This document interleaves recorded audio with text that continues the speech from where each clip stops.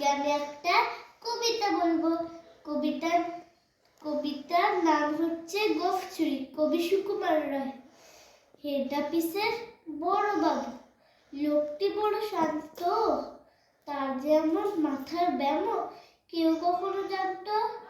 দিব্যি ছিলেন খোশ মেজাজে, চেয়ার খানি চেপে একলা বসে ঝিমঝিমিয়ে হঠাৎ গেলেন খেতে। আটকে উঠে হাত পা ছুড়ে চোখটি করে গোল, হঠাৎ বলে গেলুম গেলুম আমায় ধরে তোল। তাই শুনে কেউ বলতে থাকে, কেউ বা হাঁকে পুলিশ, কেউ বা বলে কামড়ে দেবে সাবধানে রে তুলিস। ব্যস্ত সবাই এদিক ওদিক করছে ঘোরাঘুরি, বাবু হাঁকে ওরে আমার গোফ গিয়েছে চুরি। গোফ হারানো আজব কথা, তাও কি হয় সত্যি? গোফ চোরানো টেন নিয়েছে কমে নিয়ে এক রত্তি।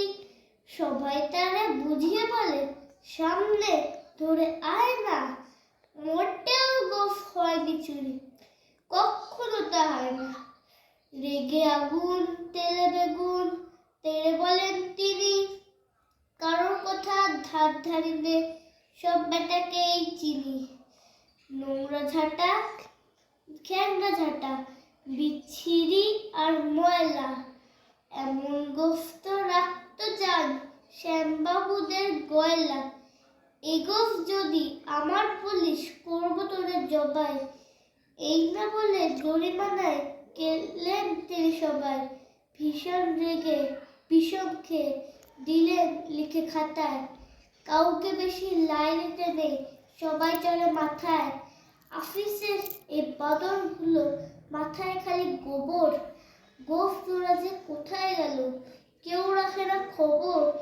ইচ্ছে করে এই বেটাদের গোফ ধরে খুব নাচি, মুখ্যগুলোর মুন্ডু ধরে কোদাল দিয়ে চাচি। গোফকে বলে তোমার আমার, গোফ কি কারো কেনা? গোফের আমি গোফের তুমি, তাই দিয়ে যাচ্ছি না। যদি ভিডিওটা ভালো লাগে তাই লাইক করে দিও, সাবস্ক্রাইব করে দিও আর বেল আইকনটা টিপে দিও। কমেন্টে যা বলা আছে তাই বলে দিও, ঠিক আছে? টাটা।